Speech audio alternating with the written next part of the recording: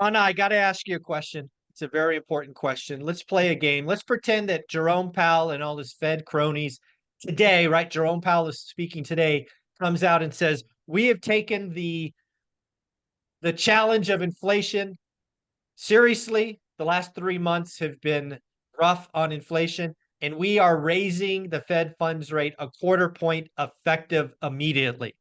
Not at a meeting, doing it today, Tuesday, April 16th. What happens? Fed just raised rates in an emergency meeting. What happens? You know what my first thought is? You're going to laugh. Do you remember the movie back in the 80s, War Games? Will I you do. play a game or something Yeah, like that? yeah, yeah. I It's remember. like it would tank the markets, in my opinion. So that would be the first thing I would say because the markets are still expecting and hoping for a Fed rate cut. So keeping rates the same won't make them freak out as much because they also see the prints that are showing that we're in a more inflationary environment over the last couple months. But I think raising rates would definitely impact markets, especially many of the companies who are already missing the mark on profits, and seeing kind of a stagnating economy, a very bifurcated economy. So I think companies would be realizing more pain, realizing they've probably raised rates as their own prices for profits as much as they can in many different sectors other than generally the services sector.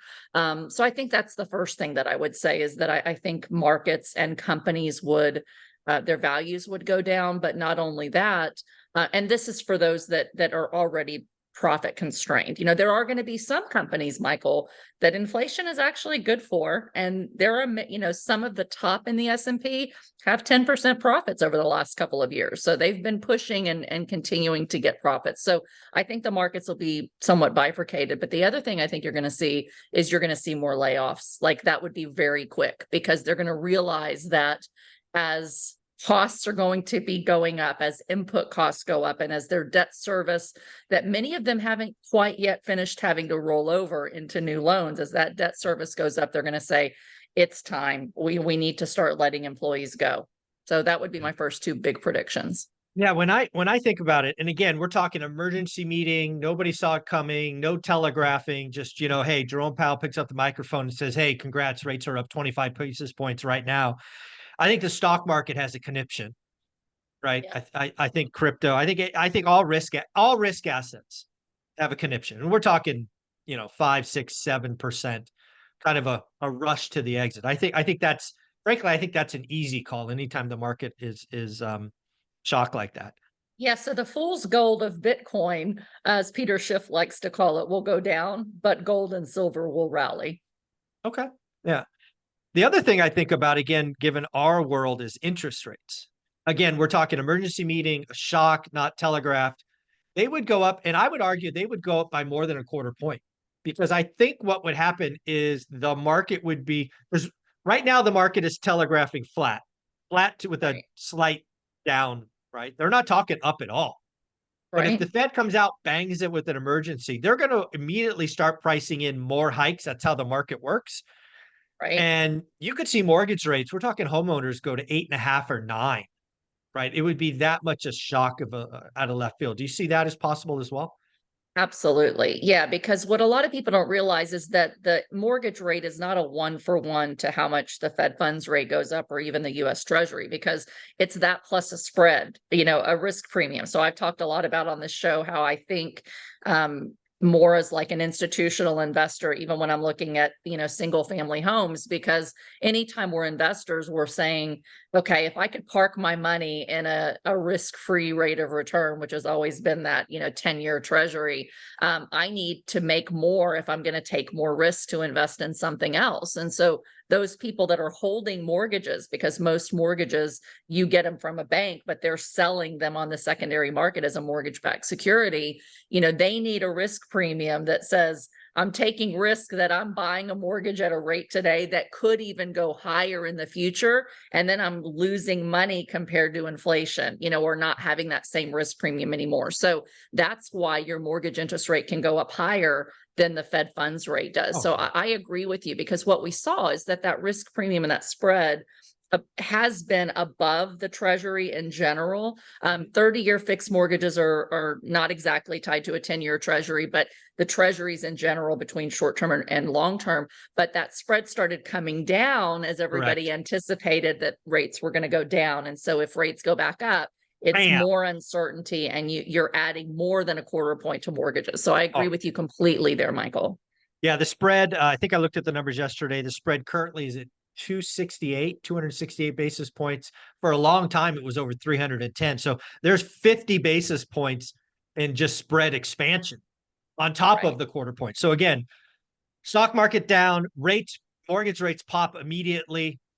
The next thing that I think happens is commercial banking locks up and starts cracking, because you would have a lot of, that was my next thing as well. Yeah. Yeah. You have a lot of lending stops, right? Again, it freezes the system. They start looking at the assets that they need to refi. And in my opinion, my words, there's a lot of people holding on by their fingernails. If you whack them with another 75 basis points, or shoot in commercial, maybe 100 basis points, they're just going to give up. They're going to be like, take the building, I'm out, no personal guarantee. So, I'll just give you the bill. There would be no new lending, and they would be absorbing losses like never before.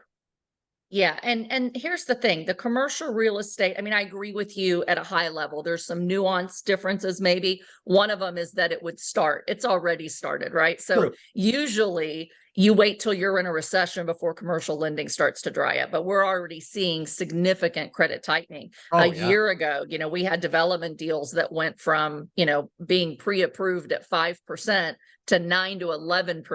And instead of 75% LTV, they're offering us 55% LTV. That's to, very experienced commercial operators with very high net worths, lots of liquidity. And still, that's like best execution. If you really know what you're doing and have financial stability and experience already, you're looking at 55% LTV. I've heard, Ken McElroy recently speak of very similar numbers, in the 10 to 11% for his development deals, and offering 55% LTV. So they're on hold as well. So you have a lot of developers who have deals on hold, which is just going to completely bring supply down. There's not going to be new construction. You just can't make the numbers work with the spreads and the rents that you can get today. But the other thing is, if rates keep going up, again, similar to the risk premium with residential mortgages, the banks say, wait a second, we don't want to lock in either at these, 20-year loans. Typically, sometimes if you go Fannie Freddie, you can go 30, but most banks are 20-year loans. And they don't want to lock in rates that they think can go higher too. So you have a higher risk premium.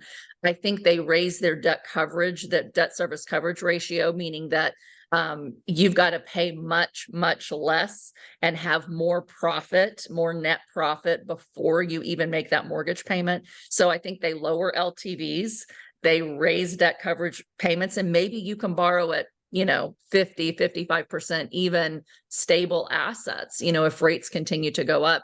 The other thing that happens though, as rates go up, this is different somewhat from residential real estate, is that your cap rate also goes up.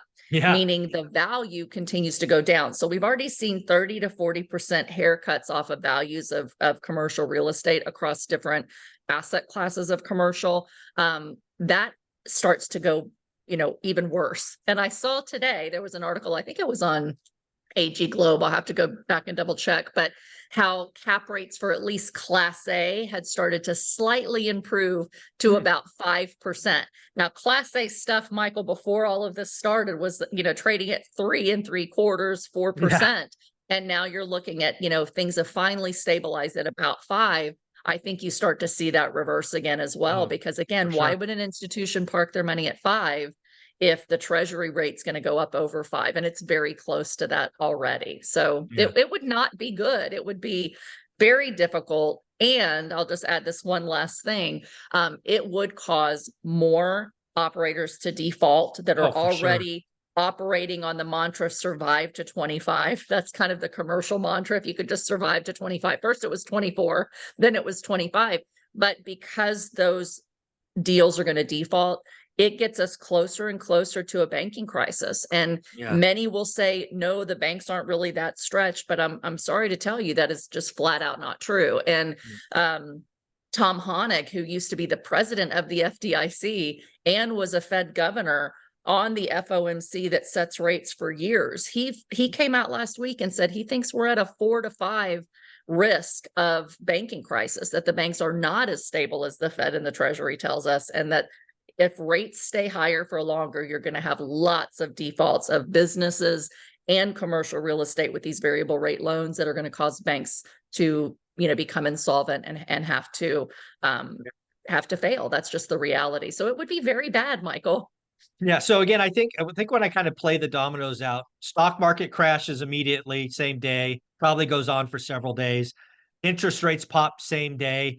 For me, the average person starts to see the commercial pain probably in a quarter, right? It would probably take 90 days to ripple through. And then to your point, the next quarter, you start to see layoffs. You start to see, you actually, I think if you go a quarter point, it shocks the system so hard that you get a negative GDP print probably the quarter after, right? I think this quarter, for example, it's just starting, but I think there's enough momentum to get you through Q2.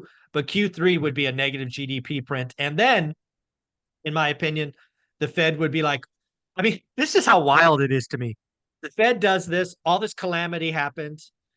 Then the Fed comes in, I don't know, 120, 150 days and cuts, they have to cut rates a half. They raise a quarter, bad stuff happens. Then they cut a half to kind of put out the fire. You actually get a recession, negative GDP. Unemployment pops from 3.8 to 4.8, 5.1. Inflation goes to nothing, right? Because people just conserve. So I don't know. If you really want to beat inflation, maybe you surprise with a quarter point rate hike, and then you a half a basis point in 100 days. I don't know.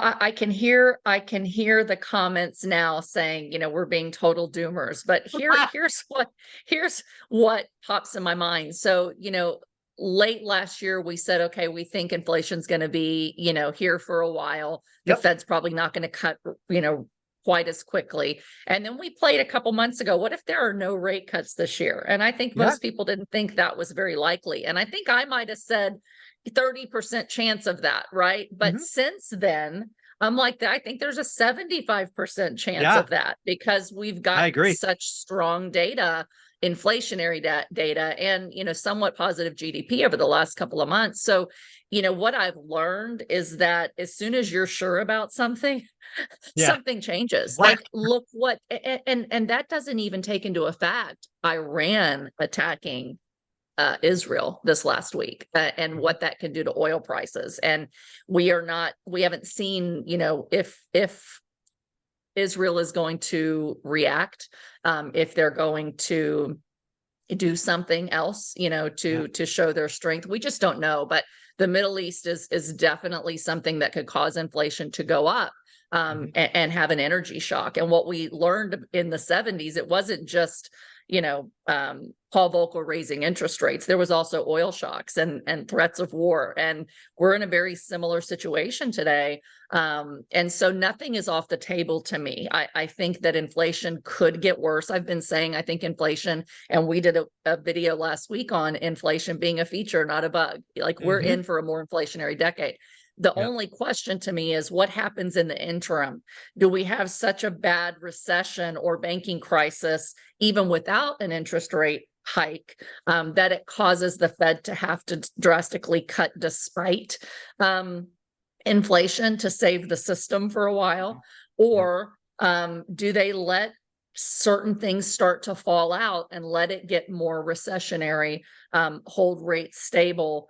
Or do we have an oil, shock that makes them have to raise rates? I would give the probability that they raise rates probably the 25 to 30% that I thought it would stay flat, because I think they know that if they raise rates, they have to know they will cause a deep recession. And then they're really going to have their hands tied, because they can't fight both inflation and recession at the same time. So I don't think this is going to happen.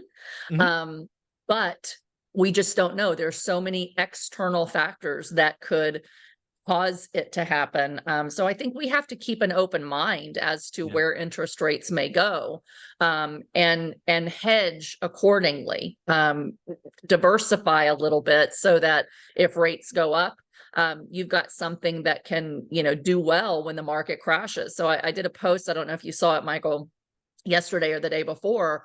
I have been out of the stock market since the GFC, 100%.